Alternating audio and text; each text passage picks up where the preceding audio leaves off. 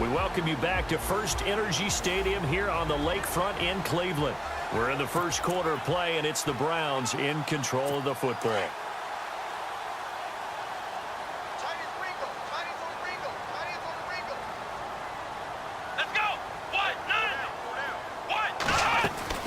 They go play action here on first down.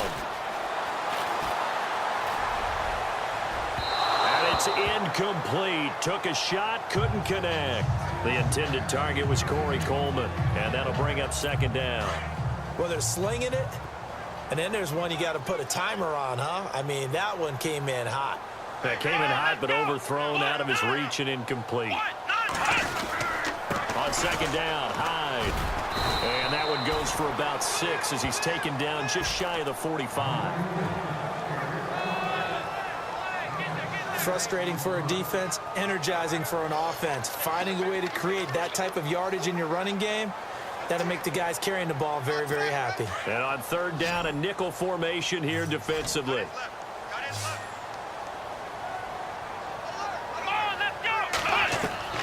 Out of the gun, it's Taylor. Gets it to Gordon.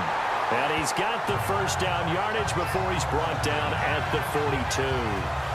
13 yards to pick up there. Good for a Cleveland first. And when you're playing a quarterback with some experience and some moxie, you enter the danger zone when you decide to blitz him, because if he's able to diagnose as he did on that play, he can hurt you downfield. He reads defenses so well, doesn't he? He really does, and the best part about that play for him, I don't think that was his primary target. I don't think so either. I think he had the read, figured out where the blitz was coming from, and went to a secondary target for a really nice game. On first down, it's Taylor. And brought down, but able to get it to their 30-yard line. 12 more yards there and another first down.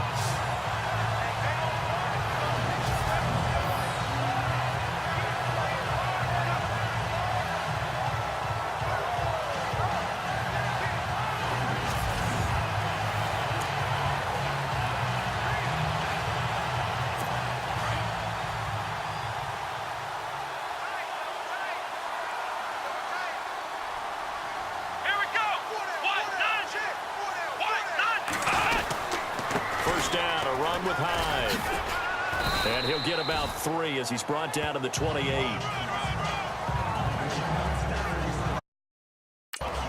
We haven't seen much from him running the football here in this first quarter. No, you're right about that. We haven't seen much of him at all so far. They've stacked him up pretty well, but when you're trying to run the football, sometimes you got to play the long game. Keep handing it to him, and some of those runs that aren't working now, they turn into 6, 7, 8, and maybe more. And all the ball's out. Hyde fumbled it. Wow, that ball gets knocked free, but a teammate comes along and scoops it up. It's almost like baseball. Guys at bat, people are on base in scoring position. One guy doesn't get him home, the next guy comes through and picks him up. And avoids the turnover.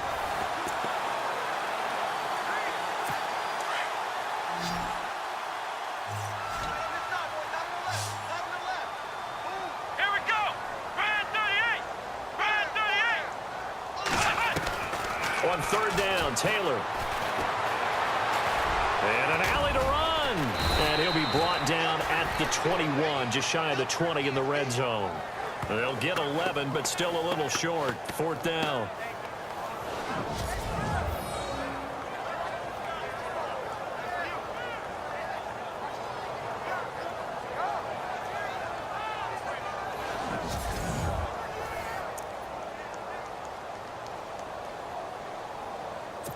Zane Gonzalez now to try the Browns field goal.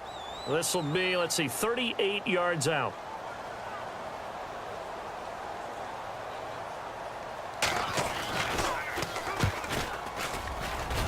And Gonzalez puts this one through. And the Browns are out to a 3-0 lead. So it goes down as an 8-play drive, and they cap it with the field goal. Yeah, they were able to pick up a few first downs along the way, but they couldn't keep the momentum going all the way into the end zone. After the field goal, here's Gonzalez to kick it off. To return, here comes Marcus Sherrills. Nifty move. And he's up across the 25 and down at the 28-yard line.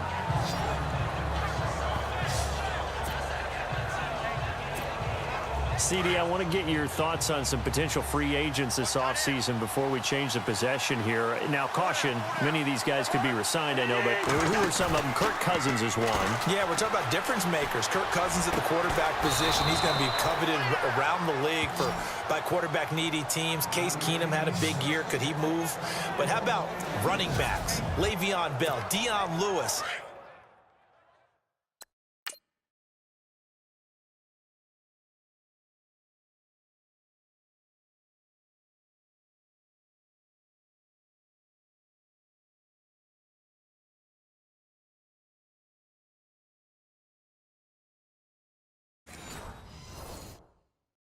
Some pass catchers, Jimmy Graham, Jarvis Landry, Sammy Watkins.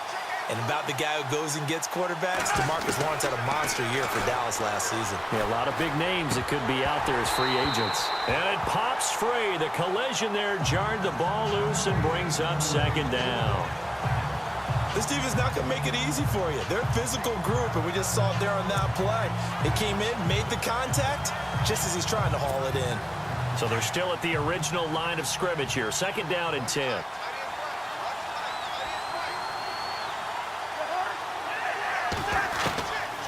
Working out of the gun, Cousins. Finding room inside the 40. He's got it complete to Stephon Diggs. 15 yards through the air and a first down.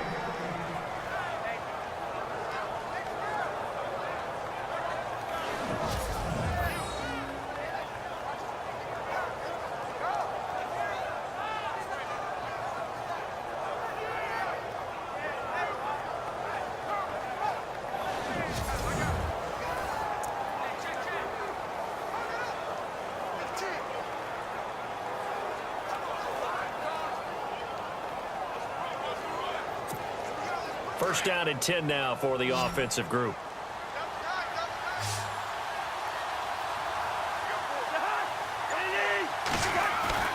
Again, it's Cousins. Left side caught by Diggs. And he carries this one all the way down to the 9. He got 29 yards that time. An ex-teammate used to tell me all the time, I hate experienced quarterbacks because no matter what, you really can't hide what you're doing. And I think that right there, he knew right away where the blitz was coming from, where his primary guy was going to be, and he ended up going to a secondary target for a nice game. I was just going to ask you, that wasn't the primary target, and he's so good at that, isn't he? I think he knew right away that he wasn't going to get to his primary guy. I think he read that as soon as he got to the line of scrimmage, knew where the pressure was going to come from, and said, I know how to beat that, and that's what he did. To the air again, it's Cousins. And he can't corral it. Maybe a big missed opportunity there defensively in the end zone. And now third down. All right, Captain. It's batten down the hatches time defensively. Dodged 2 pass attempts to the end zone. Now what do you think they're going to try and dial up on third and goal? Well, knowing them and knowing what we just seen, I think they're throwing it again, don't you? I think you have to. I think in this situation, you kind of run out of your running plays, fire another one into the end zone.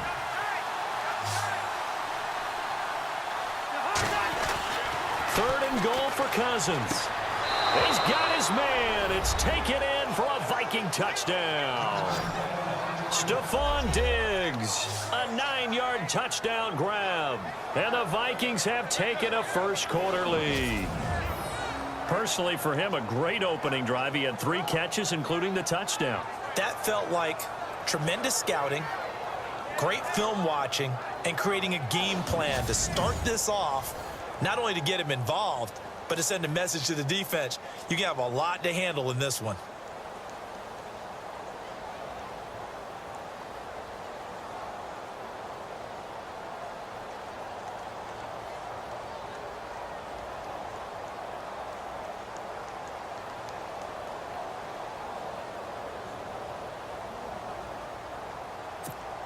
Kai Forbath on for the extra point.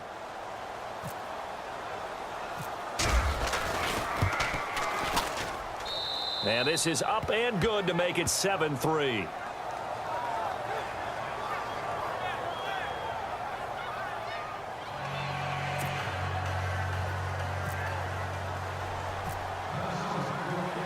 Forbath out to kick this one away.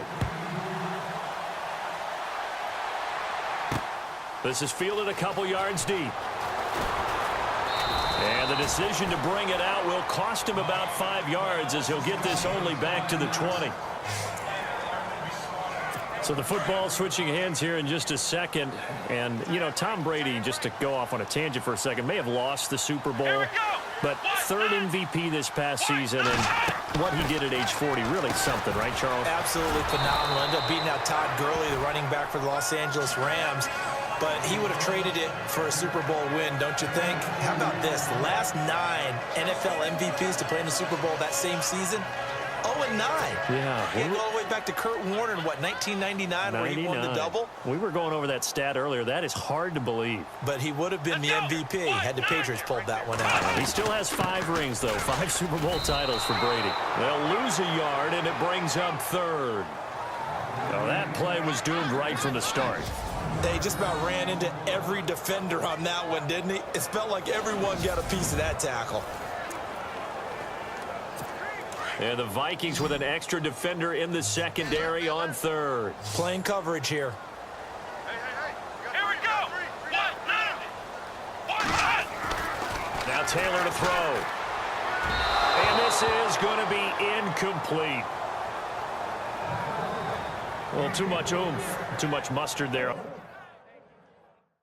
on that pass. Yeah, really turned it loose, didn't he? Really cut loose with that one. Sharp, strong. Didn't lead to a completion, though. Made it very difficult. On fourth down, the Browns hand things over to the veteran Britton Colquitt to punt.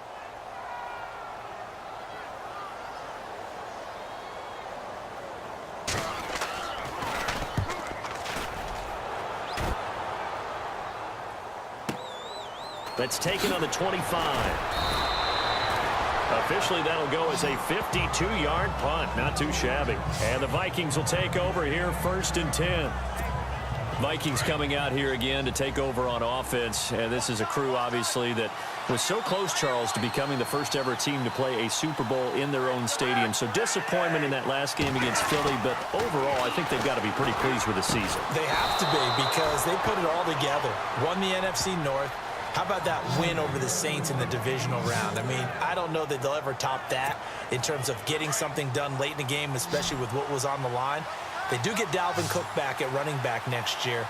I think they'd still like to have a little more speed at wide receiver. But all in all, this team comes back pretty well intact and will be a force for a while. Yeah, that defense is pretty set. Very much so. I mean, try and move the ball against their front and then try and throw it against Xavier Rhodes. Good luck to you.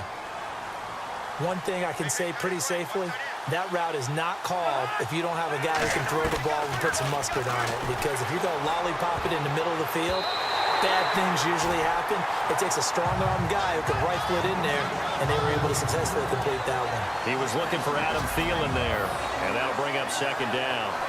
Well, it doesn't take any great analysis. No jokes, partner, okay? All right, on this one. But we just know that we're going to see this as the game moves forward. There's going to be 2 guys on him on just about every snap. It's kind of a dare to throw his way, but they have to keep throwing his way.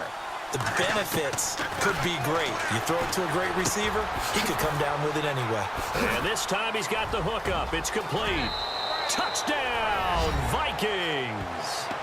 Stephon Diggs with his 2nd touchdown in this opening quarter. And the Vikings find a way to stretch their lead. Still first quarter, 2 receiving touchdowns for him. How are they going to slow him down? I think they're thinking about altering their game plan. Whatever they came in with, now maybe you switch a better cover guy to him. Or you make sure you have more people in his general area wherever he lines up to at least try and discourage them from throwing the ball to him.